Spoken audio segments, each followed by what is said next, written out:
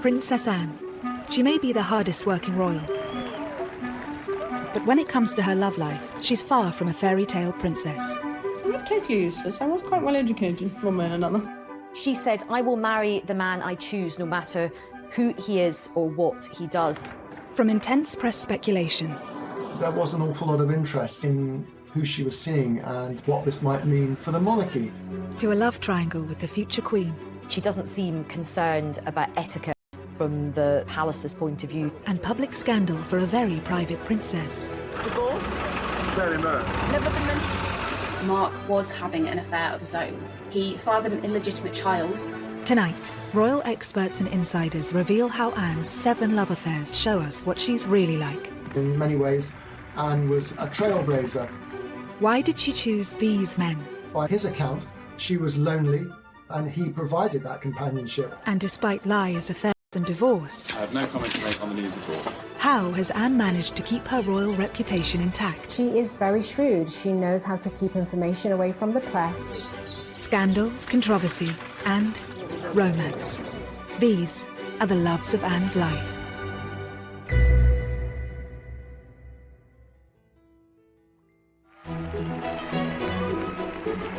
Sir Timothy Lawrence is the man we're used to seeing by Princess Anne's side. Out of all the royals, Princess Anne does seem probably one of the happiest, happily married, very settled, no drama, no impropriety. The marriage spans 28 years, and as this recently revealed cosy, candid photo shows, they're clearly still very happy together. I think a lot of people think that she's always been married to the same person. Anne may be in a stable relationship now, but it's been a long journey to get there. She had a rumoured 7 relationships, each different from the last. Princess Anne's past is, to say the least, colourful. I mean, we know that she had 7 boyfriends. She was the first royal child to divorce. She married a commoner. She just was rebellious. Some of the boyfriends were considered incredibly unsuitable. This story begins whilst she was still in her youth, and perhaps the world's most eligible princess. And when the press reported Anne's very first boyfriend, it seemed like a perfect royal match. Gerald Ward was a friend of the royal family, a great friend of Prince Charles. He was regarded as suitable, if you like, by the palace, educated at Eton. The family had land in Wiltshire. But at 12 years older than 18-year-old Anne, what was it about Gerald that really attracted her to him? He was drawn to a good rider, a good horseman. Her love for horses was almost all-consuming when she was young. Her father said once, if it doesn't fart and eat hay, she's not interested. They were spotted together shortly after Princess Anne finished her A-levels at boarding school. So this really puts her at, the age of 18, really quite young, feeling out these new relationships and kind of figuring out who she was. It's no surprise that her romance with Gerald fizzled out quickly. I think Anne felt she was being sort of pushed, slightly nudged towards this eminently suitable character. And I think she was very young. He was a good bit older. He was too tweedy. It was clear from early on that the young, strong-minded princess wasn't willing to let social expectations dictate her romantic life. Anne was always clear. She said, "I will marry the man I choose, no matter who he is or what he does." If you had not met a man whom you wanted to marry, do you think you would have married out of a sense of duty?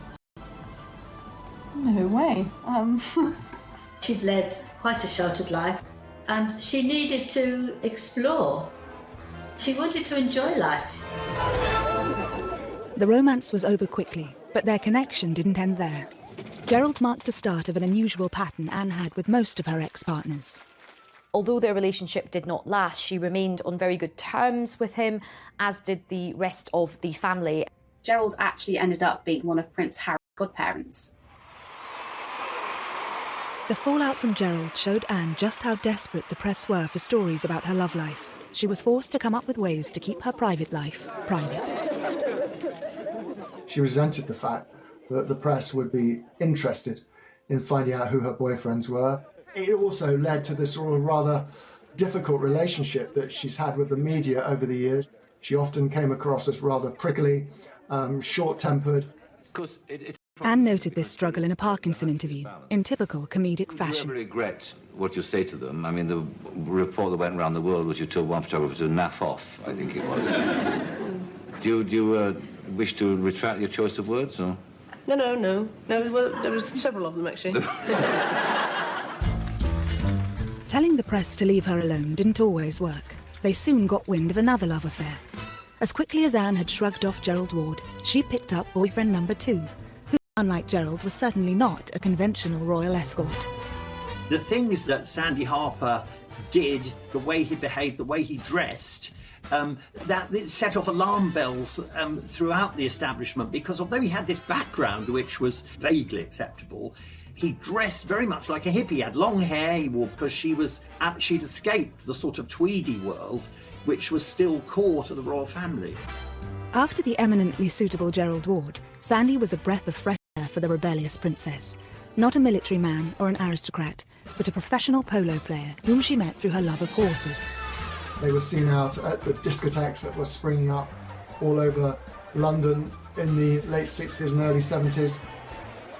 I think one of the most striking things about it is that after an evening out, it was often Princess Anne who drove them home afterwards. She liked men who were fun, and she liked to be amused and entertained, people who were prepared to take a bit of a risk in their private life. The relationship told the world that Anne wasn't prepared to play by the royal rules. She was not a conventional princess, which she wryly admitted herself in the famous Parkinson interview. I didn't really fit somehow the image that the media thought I ought to have. I think, princesses as you come in sort of fairy story, That's what they are, and somehow I didn't fit. Luckily for the stuffier types at the palace, neither Sandy nor Anne saw a future in their wild romance. He was a bit of a self-confessed ladies' man. He did do an interview where he said, I take a lot of girls out and the relationships don't work out. I think probably that was the most exciting time of her life, in a way, but she knew it couldn't last.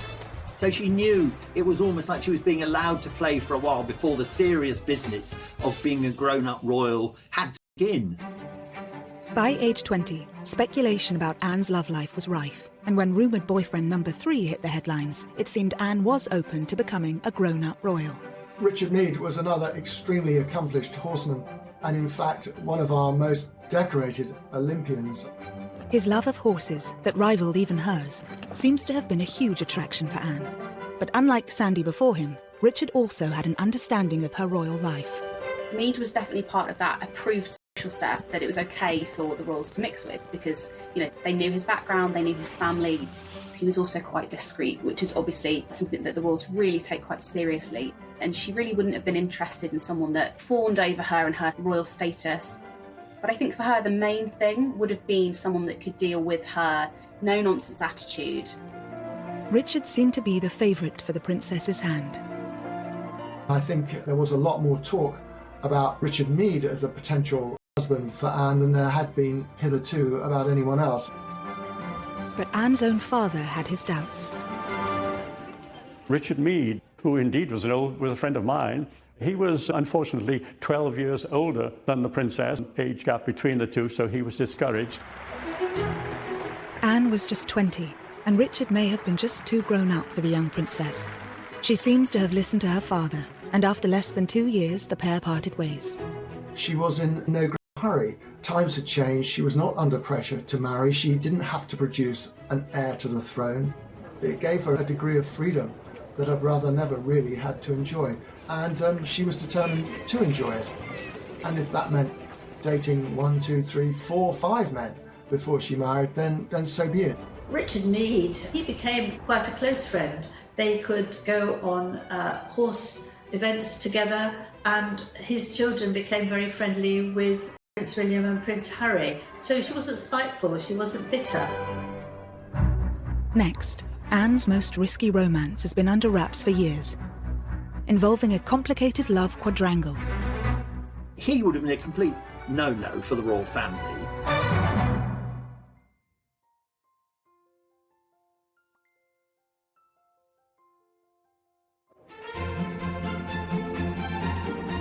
The story of Anne's most controversial relationship that sent shockwaves through the royal circle remains largely untold. By age 20, Anne had met rumoured boyfriend number 4. Andrew Parker Bowles, I think, was a serious contender, a very distinguished army officer as well, and a very great favourite of the Queen. And his relationship with the royal family goes back so far, he was actually in the procession at the Queen's coronation. I think she was very intrigued by him. He was a very suave, sophisticated figure, much more experienced in the ways of the world than the men she'd hitherto been dating. But there was one slight problem. Anne wasn't the only woman Andrew was seducing. The name is familiar, of course, because he was dating a young woman called Camilla Shand, who became Camilla Parker Bowles and is now, of course, the wife of the Prince of Wales. But he was also seeing a lot of other women in his spare time. It was thought that when he cheated on Camilla with Princess Anne, that Camilla decided to get a bit of revenge, and that was when she actually started up her own relationship with Prince Charles. Thus began Anne's best-kept secret, a rumoured royal quadrangle involving the Queen's 2 eldest children. The relationship shows that for the determined, forthright Anne, there was to be no settling in her pursuit of happiness, even for the sake of appearances. There's very much a sense of, well, if a guy can do it, why can't I with Princess Anne? She saw in Andrew Parker Bowles someone who was slightly dangerous, if you like, but also great fun. And I think it showed there was an element of that life, and to see where that might lead her. This risky romance did not sit well with the palace, and perhaps, as with previous lovers, this was also part of the appeal. So I think even at this very early stage in Anne's life, we can really see her strong character coming through. She doesn't seem concerned about etiquette. From the palace's point of view, she's quite interested in men who are a bit different, who have got a little bit of a reputation. He would have been a complete no-no for the royal family. Apart from the promiscuity, the big issue with Andrew Parker Bowles was that he was a Catholic. This is one detail that Anne would have to consider. For the pair to marry, Anne would likely have to withdraw from the line of succession. Princess Anne was never going to try and break that particular rule, but that worked in her favour in a sense because she wanted to have fun without the pressure to turn that fun into a sort of formal relationship or even marriage. As scandalous as the relationship may have been, once again, the notoriously private princess miraculously kept it under wraps from the public. When she and Charles would go to breakfast, they would voraciously scan the paper for any of the little tidbits that the papers had published about them. They wanted to know what they'd figured out. You know, had that relationship been kept secret? I think this revelation really has come about because of the Netflix show, The Crown. And I think a lot of people were quite shocked. I think a lot of people had to check on Google if this was actually true. How do you know all this? Because I was briefly caught up in it myself. Wait a minute. When? Then, in the past, it doesn't matter. It was all very straightforward. He got what he wanted, which was to make Camilla jealous. I got what I wanted, which was a bit of fun. Fun? Yes, sorry, Mummy, it was. The private conversations can still only be imagined, but the story of this extraordinary relationship was a revelation to most. She really was besotted with Andrew Parker Bowles. I think after a couple of years of Anne really chasing him, she realised that, you know, he was only really going to make her unhappy.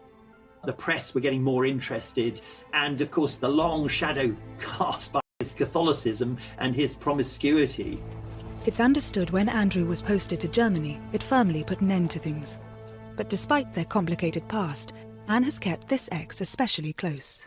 Andrew is a godfather to Zara. He's remained a firm friend of Princess Anne's for the best part of 50 years. So no, I don't think there was any ill will on Anne's part towards his marriage for Camilla. After the dangerous liaison with Andrew, Anne once again sought out a quieter, less colourful partner, and again she chose one. He was a member of the Queen's Dragoons. Of course, you know, another dashing cavalryman. It's easy to see what Anne saw in him. Another gold medal winning equestrian, a military man whose father worked for the royals, and no controversial reputation. Maybe she was looking for somebody who just made her feel safe and secure, reassured, a calm relationship where she knew that the gentleman was really into her her, because actually Andrew, having been quite the ladies' man, maybe didn't give her that stability. After the other difficult relationship she'd had, he must have seemed a godsend. They quickly hit it off, and then they were both at the 1972 Olympics. That's where the relationship really blossomed. Mark was different to Anne's previous boyfriends. He was a quiet character. Because we know she was very much like her father, who is quite a controlling character, Mark must have seemed a big improvement on people like Gerald Ward. The relationship would have been the man in the driving seat.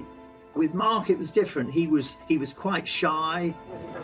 Royal biographer Brian Hoey has first-hand experience having met and interviewed Mark and Anne. The princess took control of the interview, and I've known him ever since, and he's a pretty good guy, and you get him talking privately, and he is very, very articulate, but he's not brilliant if you get him, speaking publicly in television. When you were a teenager, did you have any idea of the sort of girl that you would like to marry?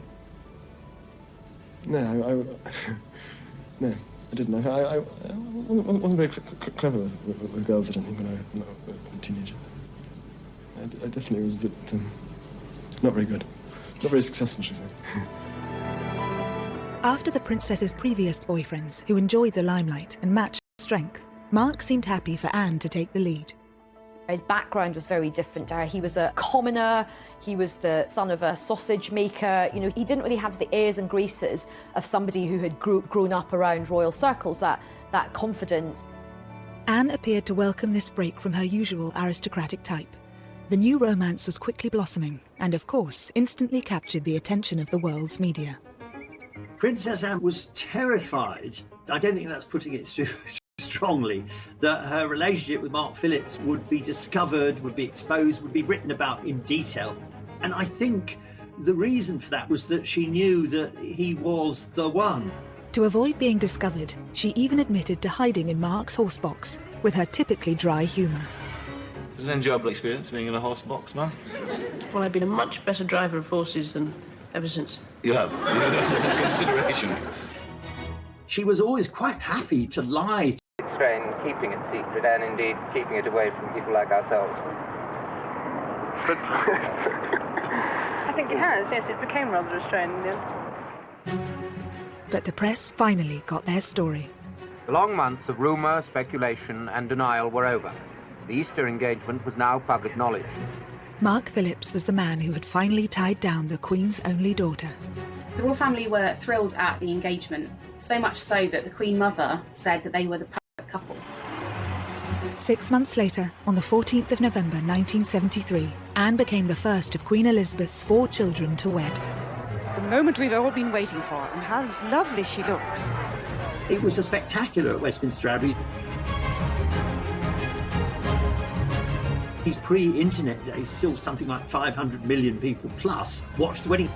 So inevitably it started off with enormous enthusiasm. They faced this great aisle in the congregation. All eyes were upon this couple. Both Anne and Mark were hugely private, but they instantly became one of the world's most famous couples. He was beginning a public life which he hadn't really countenanced for himself. But he sort of reconciled himself to the fact that he was marrying a woman he loved and he would just have to make the best of it. Such was their desire for privacy and normality. When Mark was offered an earldom from the Queen, he turned it down, as the newlyweds wanted their children to be freed from royal constraints. Early married life appeared idyllic from the outside. The Queen, as a wedding present, had given Anne Gatcombe Park, this magnificent house in Gloucestershire. I saw quite a lot of Anne and Mark during their early days of marriage. I thought they were perfectly suited. Apart from being a loving couple, they were good friends. Anne continued her riding career alongside her royal duties. 4 years after the wedding, their first child, Peter, was welcomed into the family. But within a couple of years of Peter's birth, cracks were already beginning to show in the marriage. Both of them had left the world of show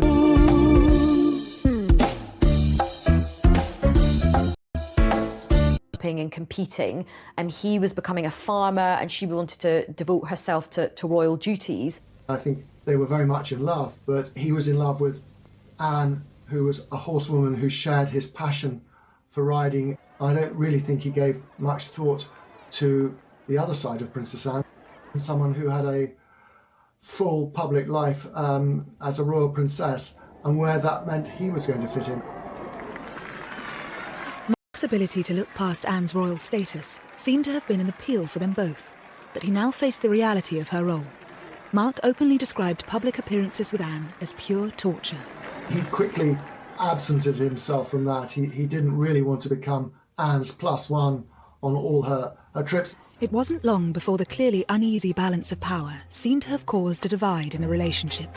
Perhaps when they got together they were a better match, and as time went on and Anne grew in confidence and involved, perhaps she just outgrew him.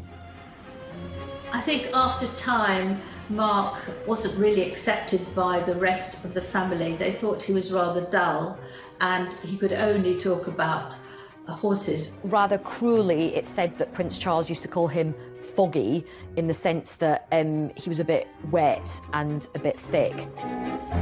Soon the strains in the relationship would become impossible to hide. And as they say, one thing led to another. And he said that they began an affair.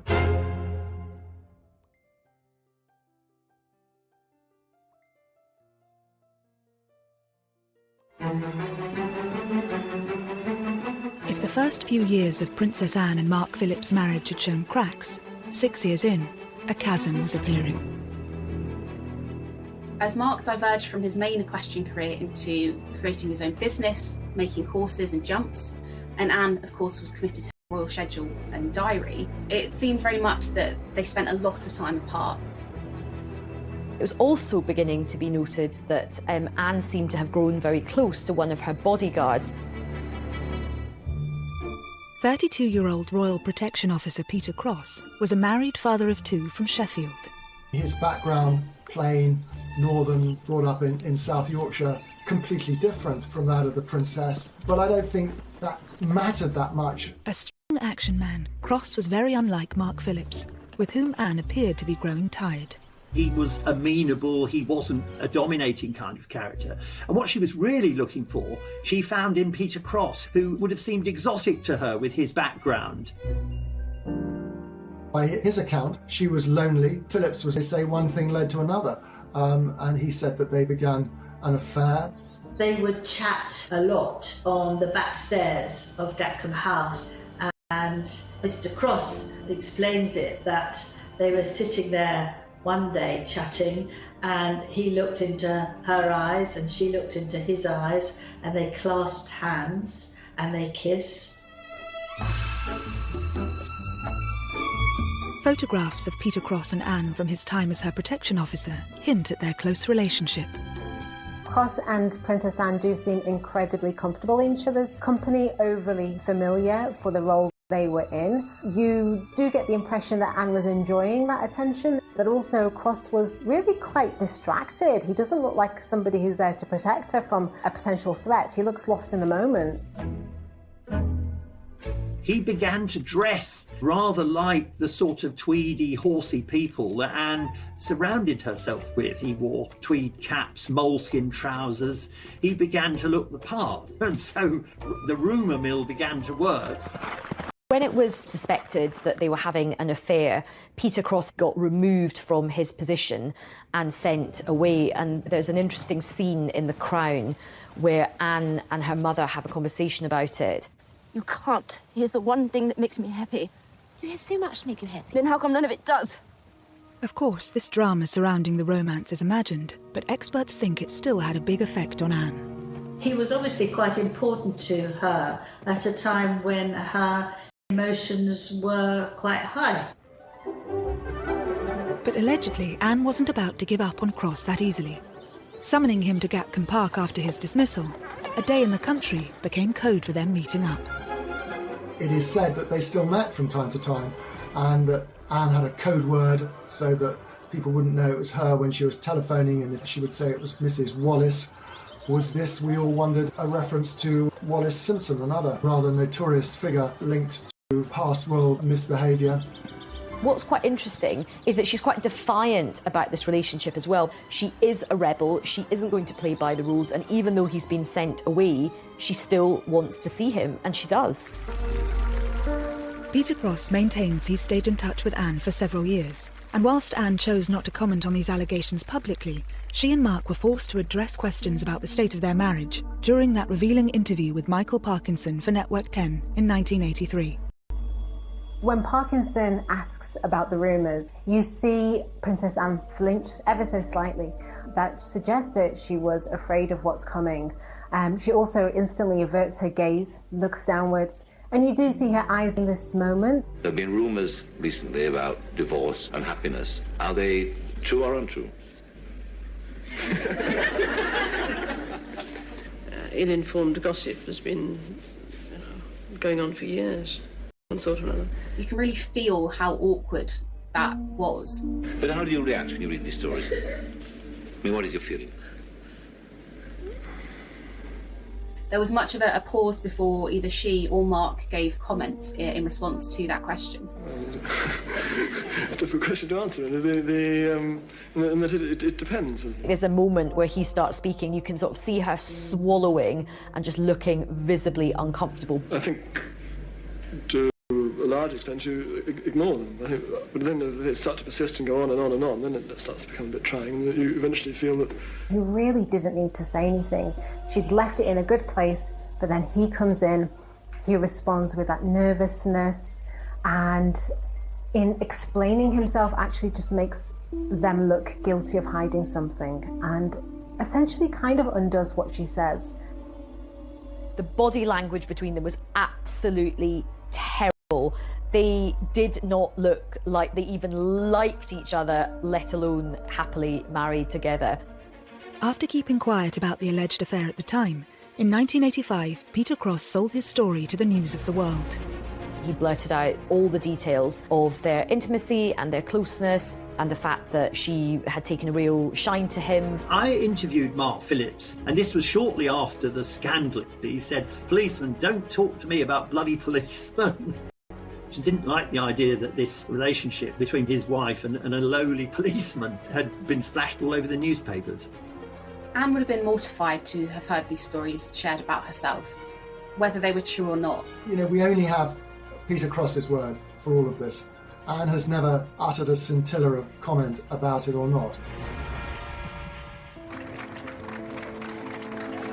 Anne's ability to remain tight-lipped about her private life may be one of the reasons why she escaped this scandal pretty much unscathed.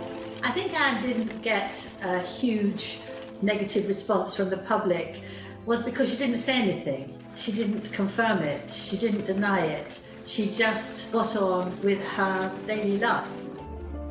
She just didn't feel the need to actually address it because it was her private life that the public were not entitled to know about. I think the public's view was that this is just scandalous muckraking, and they were prepared to give the benefit of the doubt. Another reason Anne's reputation remained largely intact following these revelations, it with Lady Diana. Once Diana arrived, Princess Anne was out of the picture. Here is this young, glamorous, shy, extraordinary young woman who we imagine was going to marry the heir to the throne after a very long time. It probably quite suited Anne in many ways that there was somebody to sort of deflect attention away from her.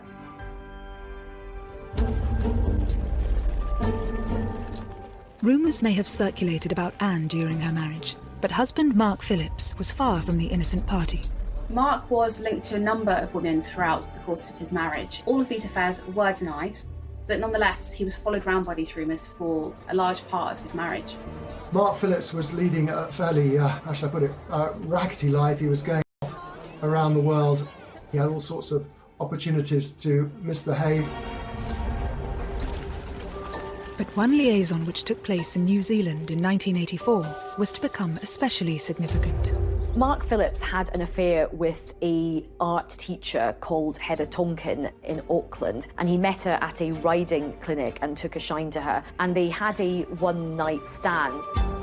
It is said that Mark Phillips left his boots outside his door to signal to Heather Tonkin which room he was staying in.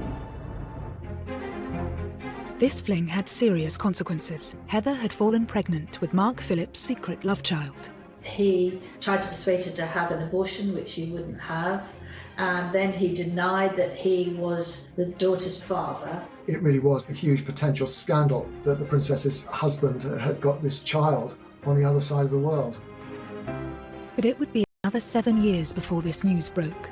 The Daily Express revealed home footage of Heather with their daughter appearing a world away from her royal relatives. First, a 1989 theft exposing another secret would push the marriage even closer to breaking point. Anne was having an affair while still married. He had echoes of the sort of practical action man that she'd found in Peter Cross, and I think that was very appealing.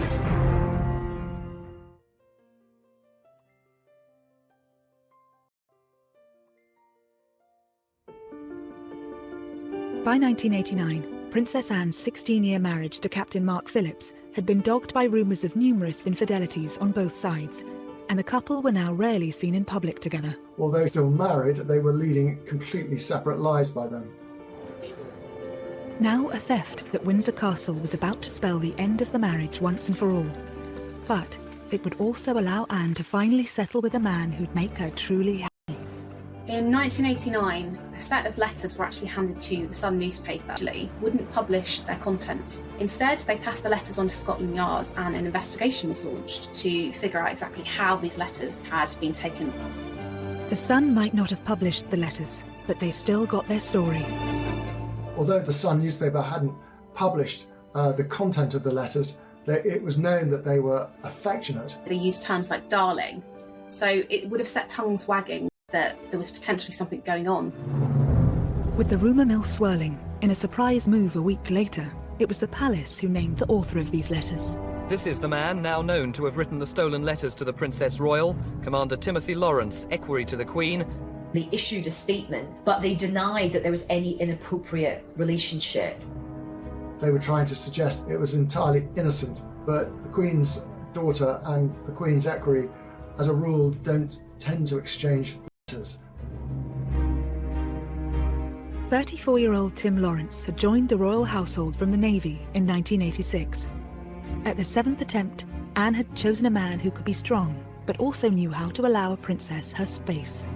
His job as equerry was to accompany the Queen on her official engagements, and on unofficial engagements to sort of make himself useful in the background. I mean, one of his great skills apparently is mixing a very good martini. And what's interesting is that he got this role coming from, quite a humble background. Here's a man who was born in Camberwell, didn't go to one of the great public schools, wasn't linked to the royal family at all, and certainly wasn't part of the horsey world. Tim really couldn't care less about horses, which of course was something that we've seen in many of Princess Anne's relationships, that they were all equestrians.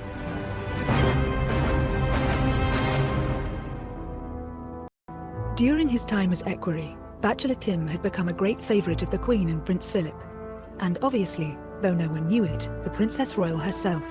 But why had Anne fallen for a royal attendant 5 years her junior? Equerries are chosen as much for their charm and their ability to get on with the royals as they are for any other military disciplines they might have. So in many ways, it kind of came as no surprise that Anne should be attracted to a man like Tim Lawrence.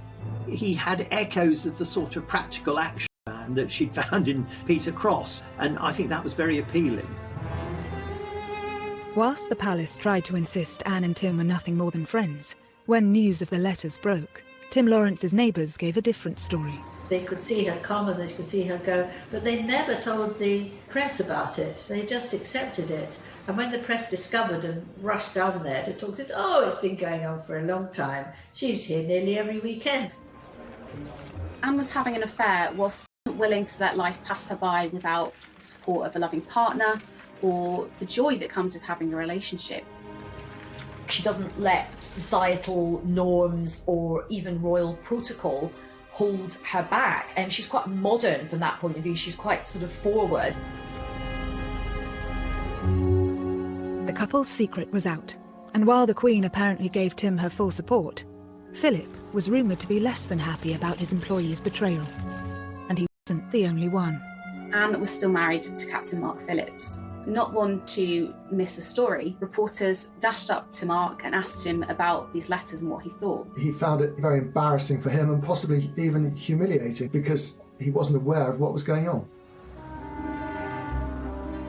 While the letter thief was never caught, this revelation sealed the fate of Anne and Mark's marriage, and just months later, in August 1989, they separated. But once again, Anne's reputation emerged intact. It was by then no secret that her marriage to Mark Phillips was not happy, that they were largely staying together for the sake of Peter and Zara.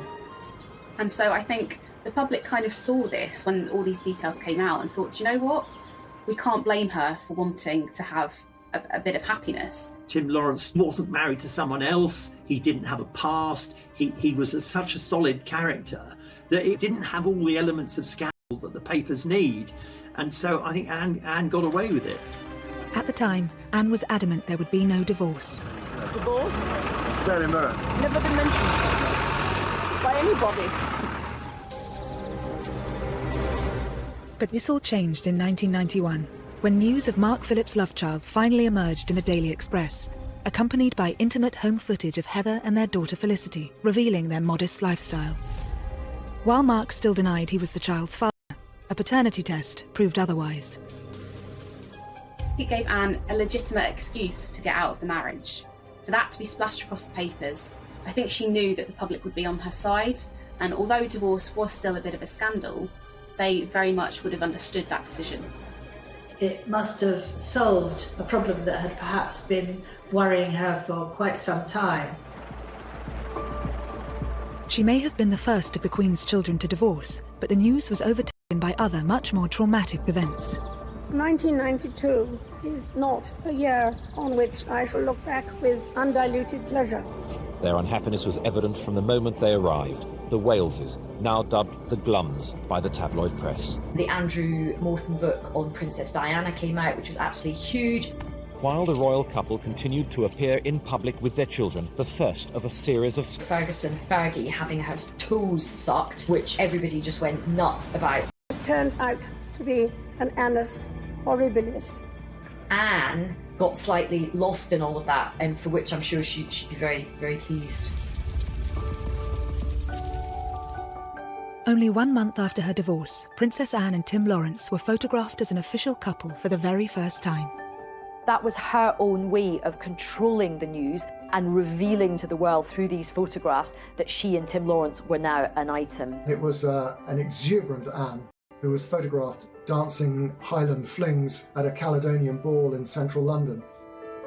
Whilst Mark Phillips had been accused of lacking a backbone and Andrew Parker Bowles too wild, Princess Anne had finally found her Mr. Right in Tim Lawrence, the perfect combination to suit her needs. I think he's the sort of man that Princess Anne was looking for, actually. You know, stable, thorough, reliable, honourable, who would let her take the royal position. And he was there, but he didn't seem to be somebody who would be walking way behind, uninvolved and feeling neglected. Tim and Anne were married by the end of the year, and this intimate footage of their wedding, captured by a small film crew, reveals the day was a basic affair, in stark contrast to the pomp and ceremony of her grand nuptials 19 years earlier. It was, on the Princess Royal's insistence, a private family occasion at Crathy Church today, a church just outside Balmoral Castle, and one she's been going to since she was a small child. The Princess and Tim went to Scotland to get married because at that time the Church of England refused to marry divorcees again in church, and she wanted to get married in church. She would have preferred it, of course, if there hadn't been a single photographer there. I was up there for it. I mean, at the Times, it was characterised as being rather joyless. I think that was largely because of the time of year, the weather, and the number of guests, in contrast to her grand wedding at Westminster Abbey all those years earlier. But I think that's very unfair. It was the wedding that the two of them wanted. I do think Princess Anne has found her true love. She looked genuinely happy. Some people said they hadn't seen her look as happy for years and years. At 28 years and counting, Anne now has the second longest running marriage in the royal family. Although her love life has courted controversy at times, she can also boast an unblemished public image. Anne has been shaped by each and every one of her 7 relationships, all of them influencing the Princess Royal we know today. I think they show us, in a sense, Anne's journey from this innocent, willful, slightly rebellious girl to the very solid, dutiful woman we have now. Because they were, in a sense, mistakes from which she learned. She's come to quite a strong conclusion about what works for her. She did seek out the sort of love that she wanted, despite many of the constraints that were on her from a young age. I think she's a bit of a beacon for modernity and modern marriages and modern relationships today.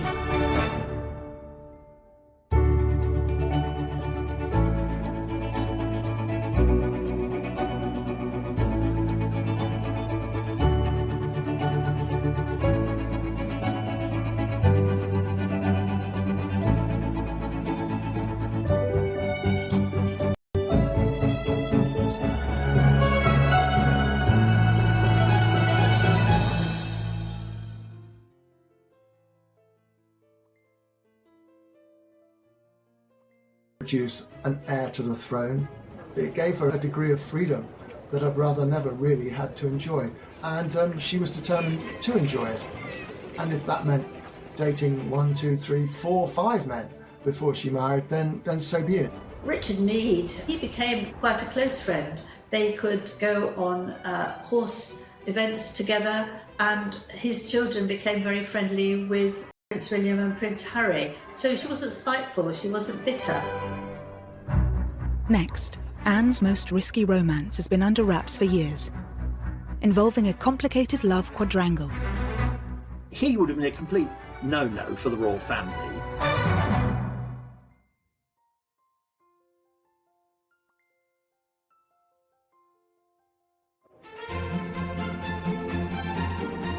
The story of Anne's most controversial relationship that sent shockwaves through the royal circle remains largely untold. By age 20, Anne had met rumoured boyfriend number 4. Andrew Parker Bowles, I think, was a serious contender, a very distinguished army officer as well, and a very great favourite of the Queen. And his relationship with the royal family goes back so far, he was actually in the procession at the Queen's coronation. I think she was very intrigued by him. He was a very suave, sophisticated figure, much more experienced in the ways of the world than the men she'd hitherto been dating. But there was one slight problem. Anne wasn't the only woman Andrew was seducing.